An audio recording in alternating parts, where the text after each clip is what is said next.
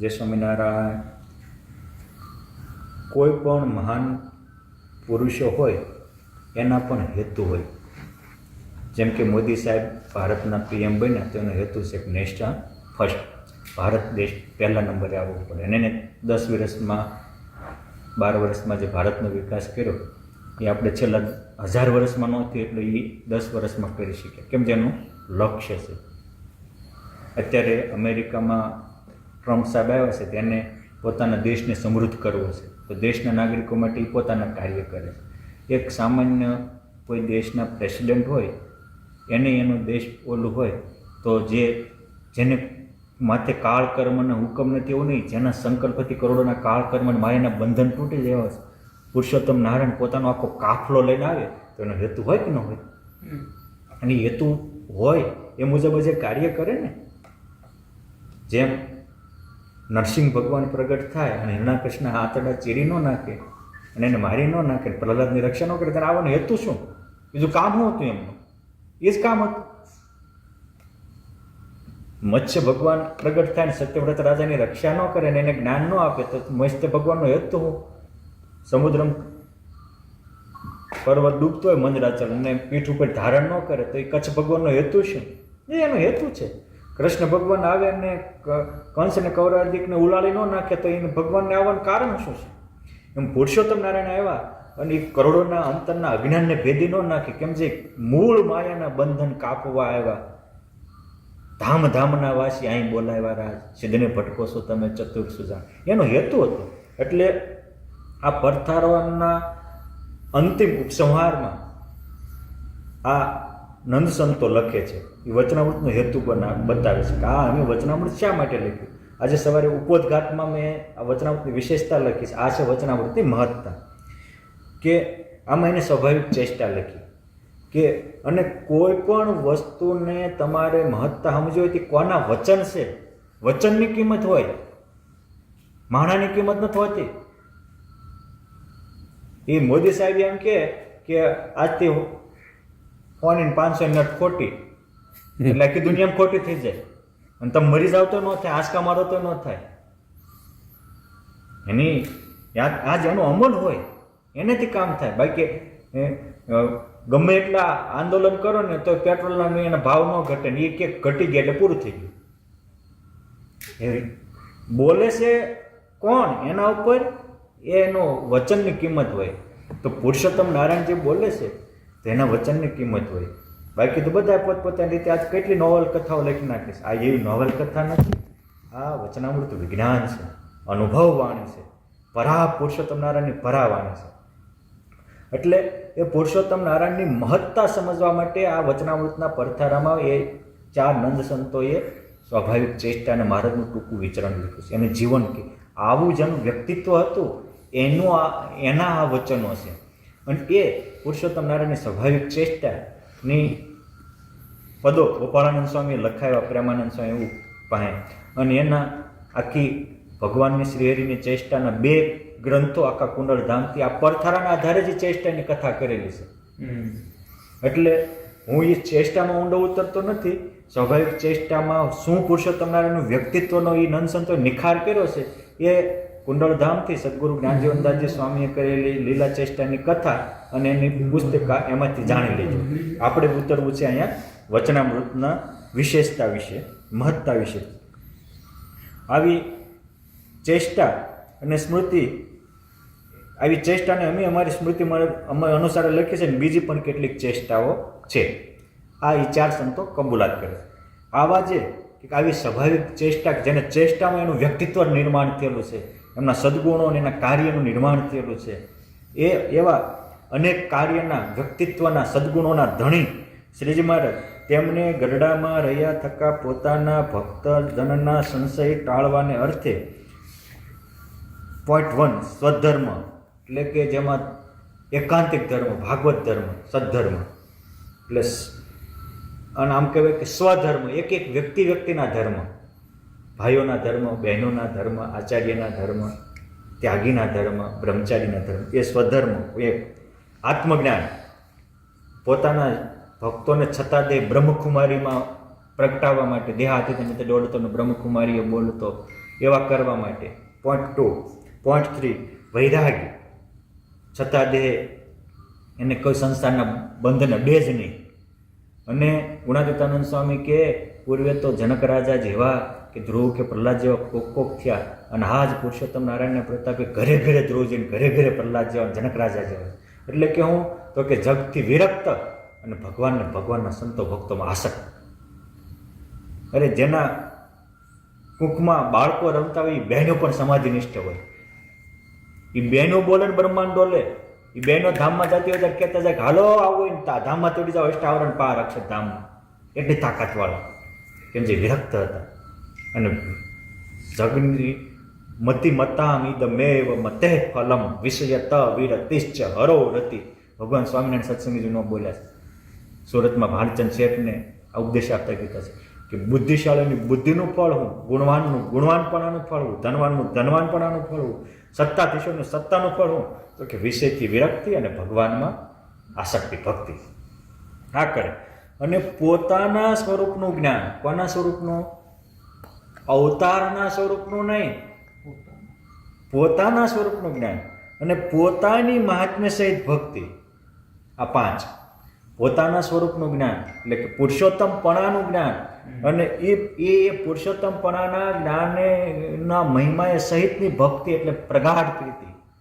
આ 5 વાર્તા સંબંધી જે વચનામૃતો કહ્યા છે, આ પુરુષોત્તમ નારાયણે આ 5 વાર્તા પોતાના સ્વરૂપ સંબંધી જ્ઞાન અને પોતાના મહાત્મ જ્ઞાન સહિત ભક્તિ, અને એ ભક્તિના પોષકો આગળ 3 સ્તંભ: આત્મજ્ઞાન, વૈરાગ્ય અને સ્વધર્મ.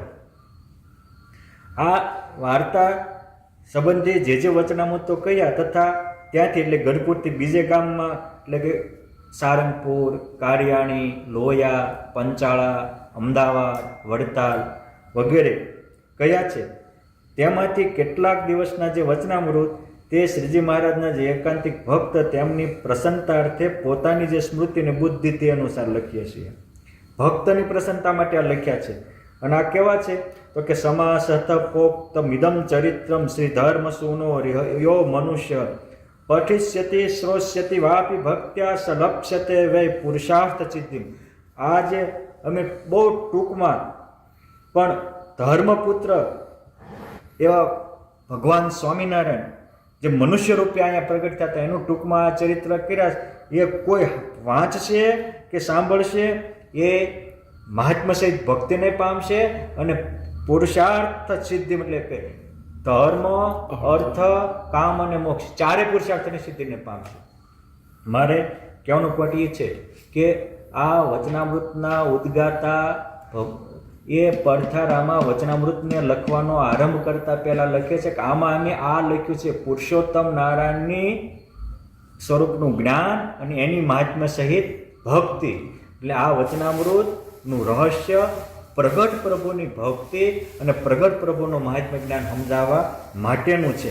અને એટલે એ પ્રગટ પ્રભુએ ક્યાં ક્યાં વચનામૃતો કયા કે છે? નિજેર વચોમૃતે લોકેર અતર્પયત નિજાશ્રિતાન. પોતાના વચનરૂપી અમૃતથી જેને પોતાના આશ્રિતોને અતર્પિત એટલે પૂર્ણ કામ કરી દીધા, તૃપ્ત કરી દીધા. અધૂરો ઘડો છલકાય. અધૂરા હોય જ્યાં ત્યાં માથા કરે, અધૂરા હોય જ્યાં ત્યાં અથડાય. એટલે કે છે નિજેર વચામૃતે લોકેર અતર્પયત નિજાશ્રિતાન પ્રીતો ન સર્વદા સોસ્તુ શ્રી હરિ ધર્મનંદન. ધર્મનંદન એવા શ્રી હરિ. હરિ એ શબ્દ કમ્પ્લેટ અહીંયા હેતુપૂર્વક વાપર્યો કે જેને ભક્તોના દુઃખને હરી લીધા, અજ્ઞાનને હરી લીધા, દોષોને હરી લીધા, છતાં તે બ્રહ્મરૂપ કરી મૂક્યા.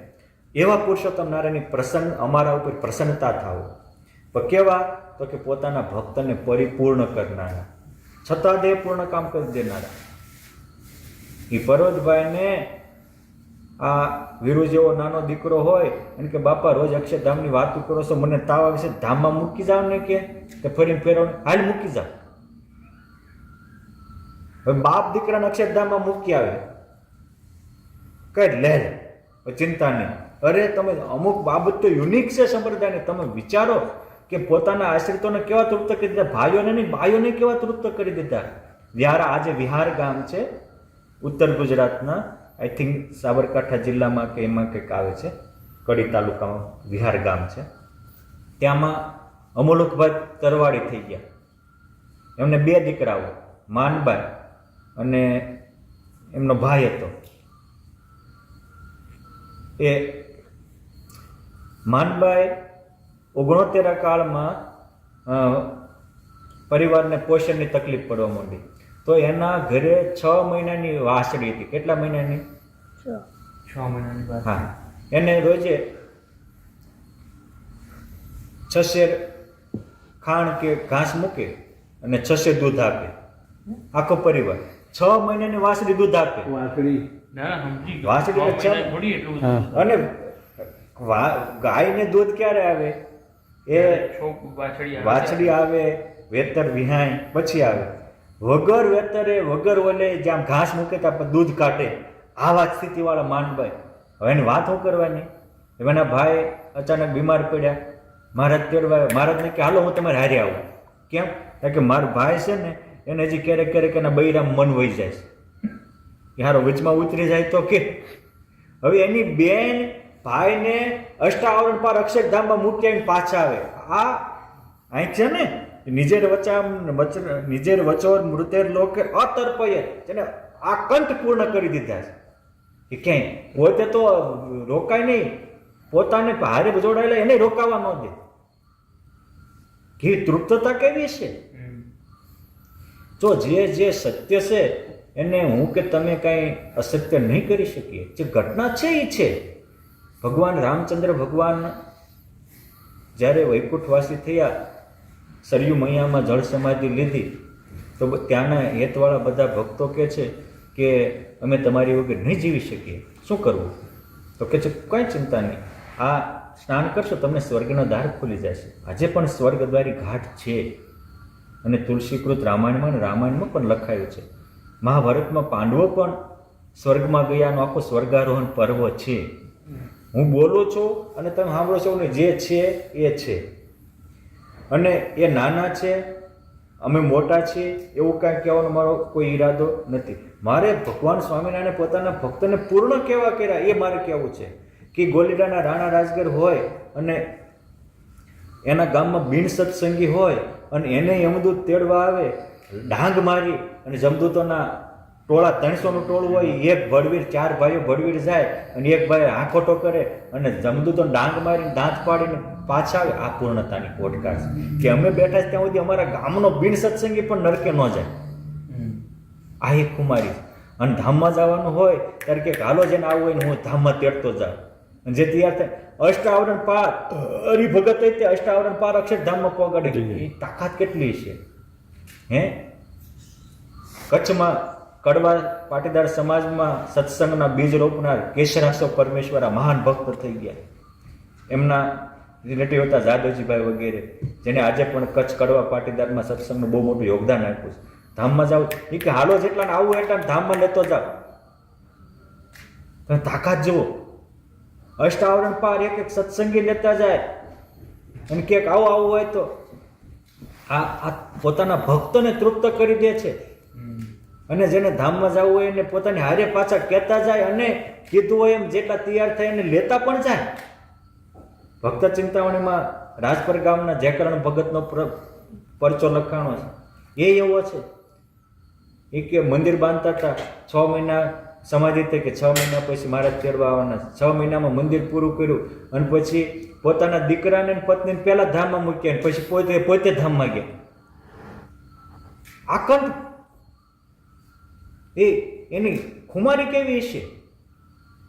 અંગ ખુમારીના ઉતરે પુરુષોત્તમનો જોઈ પ્રતાપ, રોડી મૂડી પાયમાં રોકડી નહીં ઉદ્ધારાની વાત અમલ ભર્યા છે ઓજરે મળ્યા પ્રગટ પ્રભુ સાક્ષાત.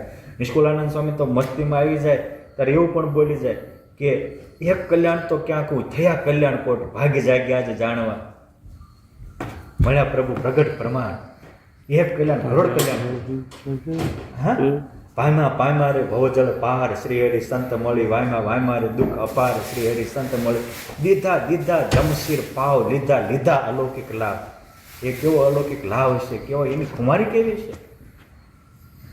પગે ગુંબળું થયેલું અને એમાંથી પાસ નીકળતું હતું, લોહી વહેતું હતું, તોય તે ધોલેરા મંદિરની પથ્થર કરતા હતા. એ વખતે કવિ દલપતરામને એમ તો નિષ્કુળાનંદ સ્વામી સાહેબ ચાલો ને એની એકવાર મુલાકાતે જઈએ.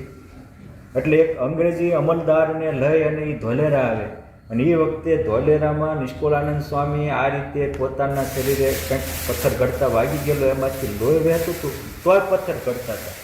એટલે આવી અને દલપતરામે નિષ્કુળાનંદ સ્વામીને પ્રશ્ન કર્યો કે સ્વામી, તમારી કોઈ દવા કરાવનારું નથી? આ તમને વાગ્યું છે, પગ અડે છે, અને તોય તમે શું કામ આટલું બધું? શું તમારે પૂર્વાસરમાં કંઈ નહોતું? અહીંયા તમે આવ્યા તા કરો. દલપતરામ સાંભળી લે, 5 મળીને પૂછતા હતા અને કરતો ગરાસનું કામ કરતો હતો. અને મારું 5 ગામમાં તો મારું અધવારું આવતું હતું અને બધું જ હતું, પણ મને આ મારા દેહની પરવા નથી. મને જે મળ્યા છે એની પ્રાપ્તિની ખુમારી એવી છે કે મને આ કંઈ નડતું જ નથી. સાંભળી લે, એ સ્વામિનારાયણને ચાકરીના ચટકારે હજારોને સમાધિઓ કરાવી છે. એ સ્વામિનારાયણના વચને વજ્રસાર જેવી વાસનાઓ પીગળી ગઈ છે, ખુલ્લા દ્વારના બ્રહ્મચર્યો પાળતા લોકો થયા છે. એ સ્વામિનારાયણ ચકલાને, કબૂતરાને, માછલાને, મગરને સમાધિઓ કરાવતા તે નજરે જોયું છે. એ પુરુષોત્તમની મને આકંઠ ભરત, મને તમે આને તમારી દ્રષ્ટિ, તમારી દેહ દ્રષ્ટિ આ દુઃખ લાગે છે. મને તો એમ થાય છે કે આમાં કોઈક જીવા આવશે ને એનો ઉદ્ધાર થઈ જશે, એટલે હું એનું કામ કરે છે, હું મારું કામ કરું. એ નિષ્કુળાનંદ સ્વામીની મસ્તી જોઈને દલપતરામને ઓલા અંગ્રેજી મોટા અધિકારી અચંબો પામી ગયા કે આકંઠ ભરેલા એને દેહનું દુઃખ કંઈક નડે જ નહીં. અને એ પુરુષોત્તમ નારાયણ જે હેતુથી અવની ઉપર આવ્યા હતા, એ 6 હેતુની વાતો સંપ્રદાયના અનેક ગ્રંથોમાં લખાણી છે. એ હેતુની પુષ્ટિનો દસ્તાવેજી પુરાવો એટલે આ વચનામૃત છે. અને આ વચનામૃત સાંભળે એને જે પુરુષોત્તમ જે હેતુથી આવ્યા હતા એ સમજાય. અને એટલે કે છે કે પોતાનું મહાત્મ્ય સ્વરૂપનું જ્ઞાન અને પોતાની ભક્તિથી બધાને પૂર્ણ કામ કર્યા છે. પરોક્ષ ભક્તિથી અને પરોક્ષ જ્ઞાનથી પૂર્ણ કામ નથી કર્યા પોતાના ભક્તને. તો આપણને એમ થાય કે પોતાના સ્વરૂપનું જ્ઞાન ને પોતાના ભક્તિનું જ્ઞાનથી કેવી રીતે પરિપૂર્ણ કર્યા, એ આપણે કાલે સવારે આ પહેલું વચનામૃત આરંભ કરશું, એમાં જોશું. જય સ્વામિનારાયણ.